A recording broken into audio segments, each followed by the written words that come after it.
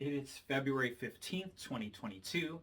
Um, Today's vlog post is everything you need to learn about the business of art is and should be free. And I'm a big believer in actually offering free stuff online, and there are several reasons why I do that. Um, and so I guess I'll talk about that to establish some kind of credibility first. So I am offering some free courses and obviously free videos on YouTube, and I have no ads on my channel, and I also have two free courses on Udemy that I'm not harvesting anyone's email. I'm not trying to sell people stuff, but what are my motivations for doing those things? Well, first of all, I was an art history professor for 25 years and a studio teacher as well. And so I really miss being in the classroom and sharing ideas with people and communicating.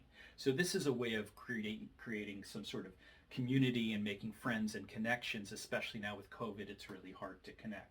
So I want to say, send me an email or connect with me on Facebook, send me a question or communicate through the comments. I'd love to hear from you. I'm not asking you to subscribe to the channel, all that nonsense. I just really think maybe we can help each other, or maybe we can talk about stuff. So I'm also doing it partially because I think it's good for reputation building, and we can talk about that. And sometimes people will buy a painting if they hear me talk, or they'll sign up for my art history course, which I do charge for. But basically, I'm really doing it because I miss sharing, and I miss being in the classroom and sharing ideas. So the course that I have is free, and so is everything on YouTube, and I have no ads on it. But part of the problem with the courses that I offer, and I'm experiencing this myself. I'm taking some online anatomy courses. Is sometimes it's hard to slog through a video course on your own, and I think that also goes to the responsibility of growing your own career. It's a lot of hard work to become an artist, to sell your own work, and so on and so forth. So I have this course, Business for Fine Artists, How to Market, Sell, and Ship. And I have, if you look at my total page, you can see that it's completely free. It has 8 hours of material in it. The other courses are, oh, look, the Udemy is having a sale on them right now. They're 16 bucks, but I usually charge 25. One of the things that, I'd like to show off is that I have almost 2,500 reviews, and I have 21,000 students. So I must be doing something right, and you can look at my resume and see, if I'm qualified to teach you or not. But I noticed that tons of students never finish or drop the class, and it's because it's kind of hard to do. But if you sign up for this class and you are interested in sort of getting the benefit of what I know, so just to establish my credentials as an artist and why this course is a pretty good course, is as a professor for 25 years, I was doing very, very well as a professor and making good money, because professors do. And I started really about 10, maybe a little bit more, 12 years ago, I started doing very well selling my work online. And I realized that I could retire early and paint full time. So that's what I've been doing. And right now I'm making about 3/4 of what I made as a professor, and I haven't been able to I haven't needed to touch my retirement. But if you were to sign up for this course and you didn't want to finish it, I would suggest first reading the first 2 entries on it, because they're in essay form, and maybe watching some of the introduction video, which is 15 minutes long. And that really covers everything in a nutshell of what you need to know about what I know about being an artist and how to do it. So basically I have a sort of listing, or a series of bullet points of what you should do. Have 20 works of art, how you need to work with the internet, so on and so forth, how to use your cell phone and your computer to sell art, pricing, how to actually ship work, because that's kind of important, and how to buy your art supplies, and so on and so forth. And then I have a really more detailed, complete overview essay, which explains that in much more depth, and the video as well. So those are some things that you might get, that you might want to look over at the very beginning to see what you want to do. and see if you agree with my approach. But I made an outline of what I wanted to talk about in the rest of the time. And one of the things that I specifically wanted to talk about was the fact that I'm an artist who is more or less what one would call an independent artist. I don't work with galleries, or I haven't worked with galleries since about 2014, and I'm making a pretty good living. But I wanted to talk about almost these four tracks, or this multiverse of artists. And I would like to be this first track, which I call New York City Ground Zero artist. Um, that would be an artist who's showing in London, showing in New York, and have galleries with enough punching power that they can sell my work for $10,000 to $20,000 a piece. And the characteristics of that kind of artist, which I don't necessarily have, and this is according to a lot of the research that I've done, is those ground zero artists usually, by the time they're in their mid 20s, early 30s, they've already had somebody who has connected with them, who's gotten them some gallery shows, and a lot of times they'll get a really good gallery show in one of the top 3 or 4% galleries. That's really great. And usually it's only 3% of the artists who are trying to make it get to this level. And then once you're there, you get usually a museum show, and your success is almost guaranteed at that point. And one of the things that establishes your value as one of these gallery artists is that you have your work that you've already made sold in what's called the secondary market in some of the auction houses, and it establishes a base value for your work. So one person to look at might be John Curran, who is an artist who had a meteoric rise in the 90s and in the 2000s, in the early, and his work is going for millions of dollars, and he still has shows. Jenny Saville is another one. Those are some artists to look at who have that kind of career. But one of the things that's a drawback about that kind of career, and in the research that I've looked at, is it does seem like there might be some money laundering going on in it, that it's a highly restricted market in which only a small number of people succeed at it. So I have this video, "The Art Market is a Scam, and Rich People Who Run It," or "Rich People Run It." You might want to watch that, actually, because I think it's actually good researched information. It's a little negative, but it'll explain some things. Now, for years, I was in this second level of artist, which some art consultants call the satellite art communities. They're sort of sub-communities that aren't necessarily attached to the A-plus galleries that sell work for 30, 40,000 or even millions at a pop. And usually it's a smaller community that's based around a city in another area. In New York, there are A-plus galleries that are considered what some people call blue chip, and then there are clusters of other galleries in Brooklyn and other areas where there are artists who are making a pretty good living at it. But the majority of the artists, from what I understand, and this is how I was for years before I dropped out of working with galleries, is those artists need to usually have a second job or a primary job, and making art is their second job. And they often run in social circles where they get shows, but the shows aren't necessarily profitable because things like the gallery takes 50 to 60%, sometimes even 70% for a sale. They have to frame their work, they have to ship their work, they have to make the work. And so it's almost a zero-sum game, that what happens is they show their work, and they may even sell half a show or even more, but they're not selling it for enough to recuperate all of the work and all of the supplies and all of the expenses that go into it. So a lot of times artists break even, and that's been my experience. And those artists sometimes are very good at establishing a social media presence through Instagram and so on and so forth, but it's not necessarily an ideal situation. However, there are some artists who do very well in this sort of satellite community, and I've heard of even some artists being millionaires doing that, having shows in Santa Fe and so on and so forth. So I don't want to give you the impression that it's a completely non-viable thing. It's just something that didn't work for me, and I just wanted to talk about that. Now, beneath that level is another level, and this is the level that I consider myself at, is an independent artist. And some of these artists have enormous followings. Some of them are working with NFTs. Some of them are selling their work on Instagram. And it's kind of my model for doing that. So if you were to sign up for my course, this is kind of what I teach you how to be, which is an independent artist. However, I do talk about how to get a gallery and how to get involved with that.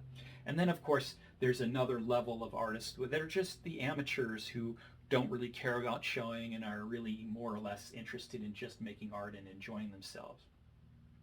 The one common denominator between all of the really good artists in these categories is that they want to spend a lot of time in the studio, and that they're very good at concentrating and putting the time in, and making paintings and making art and really putting the time in. Now, one of the ways that I think that some people are trying to get around having to do the legwork and doing the socializing that you would need to do to become like an A-lister in that ground zero kind of New York artist way, or even in any of these other categories, is they will sign up for courses or they will consult with art gurus online. And I think that there's a big problem, and that there is a whole group of parasitic art consultants and art gurus who charge a lot of money for what they do. And what they'll do is they have a sort of pay-to-play model that's almost like what's called a vanity gallery. And so I want to talk about how to choose or validate an art guru or someone who would teach you. And it's very similar to what I tell students about applying to graduate school and trying to find a mentor for themselves. When students come to me and they say, I'm thinking about applying to graduate school and I would really like to get into a full-time art college and figure out how and have someone mentor me and teach me, what I tell them the first thing to do is look up the names of the teachers, then Google the teachers' names and try to figure out who these teachers are and what kind of art they make. Are they connected enough to help you get into art galleries and to introduce you to people that you want to know? Or is your primary goal with those teachers to learn how to paint like they do? Because you can approach it, oh, they're going to teach me the craft and how to paint, or these teachers are going to or hook you up with other art galleries, with other artists, and introduce you to a community of artists. That is often the best way to make your career if you're interested in becoming a really blue chip artist who's making a lot of money.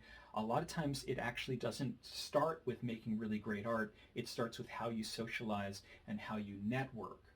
But for me, I actually subscribe to the school of make some really, really great art. Now, the same thing can apply to art gurus and people who are advertising on YouTube and those fly-in ads and a lot of people who have the advertisements in the middle of their videos, but they're trying to teach you how to sell your art. Those art gurus, when I look them up, I often find that the people that they're representing or the people who they use as testimonials are not doing as well as they claim they're doing. So I sort of reverse engineer it and look at the people who are giving testimonials and then look at their websites. And a lot of times those artists are not doing as well, or they're doing well for short term.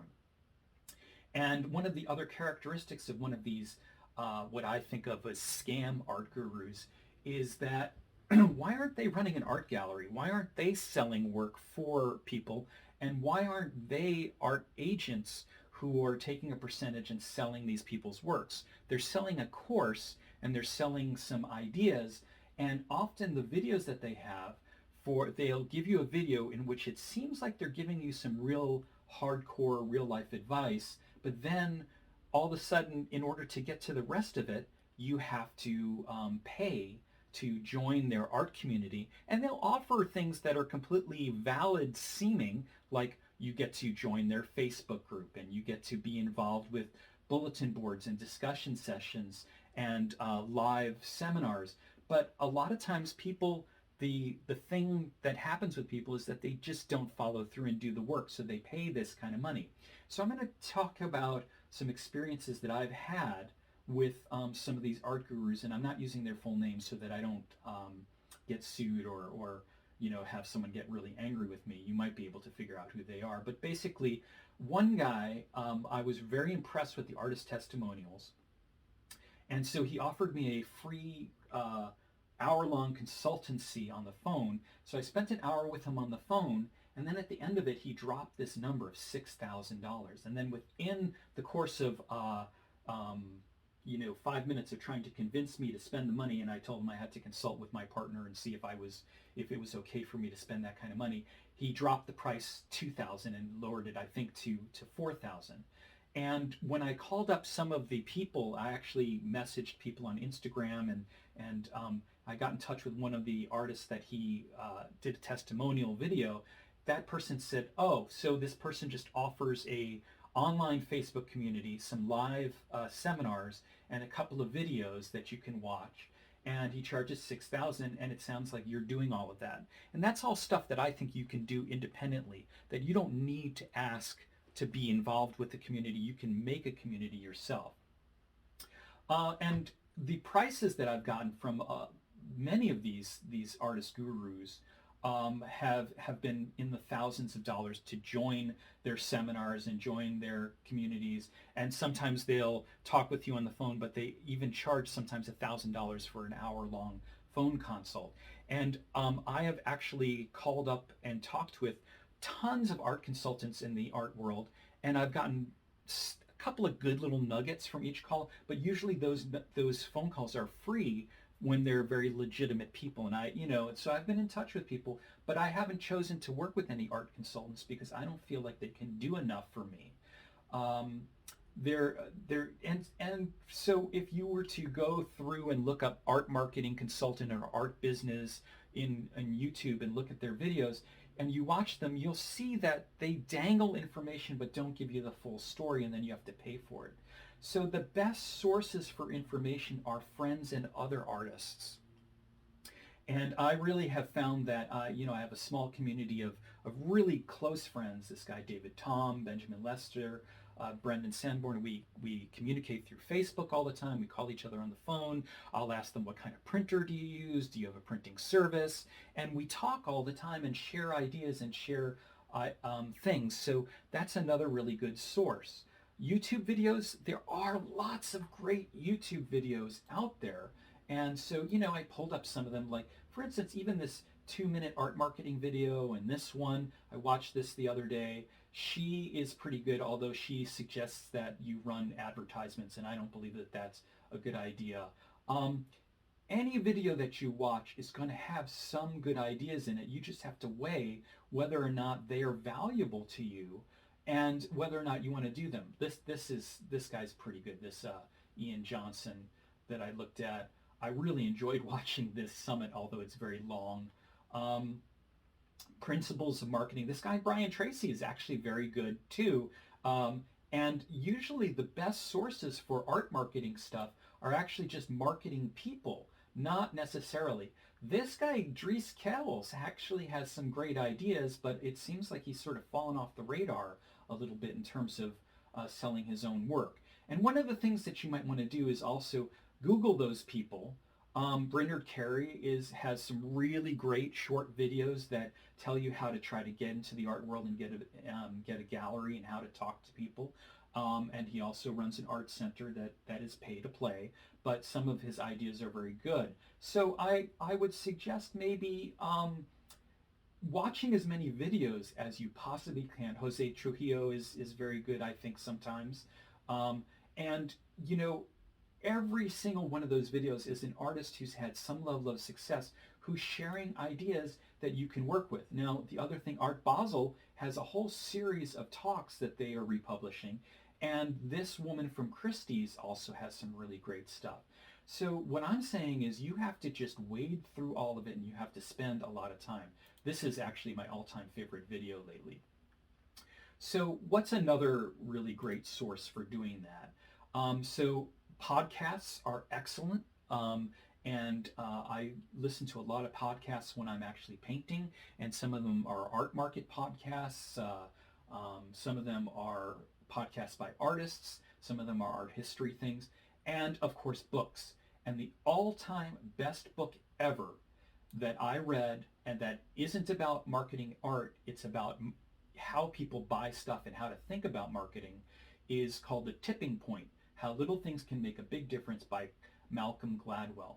And then this book came out years ago in like 2012, but it's a really great book with an overview of some ideas about how to leave your job and start painting full time. It's called Taking the Leap, Build a Career as a Visual Artist. Now, one of the things that I think is really important to do is also go to your library. And if you go to your library online and just type in marketing or art marketing, you will get tons of books. And if you use your library card, you can get downloadable Kindle ebooks and things like that on marketing. And I was able to download my record of what I've looked at, and apparently I've read probably about 300 marketing books in the last 15 years. And I was able to look at the listing and The Anatomy of Buzz, How to Create Word of Mouth Marketing, Success Secrets of Online Marketing Superstars, How to Use the Internet to Advertise. All of these books are great. What I would suggest you not do, Brainerd Carey has a book. What I would suggest you not do is pay for anything. And I also would tell you, don't pay for advertising online. So that being said, what you could do, if you can make it through the course, and I made this course when I was a professor and I was running an art gallery on campus, and it was basically this is the bones of my course, and it's a little dated now. Things have changed slightly, but it has really the essential business plan that I work with. You can look at this and take it for free, and maybe get in touch with me. And if you want to maybe even have a phone conversation, I'm not going to charge anybody. Think about getting in touch with me, and maybe I can help you out, and you can become a full-time artist on your own. All right. Thanks.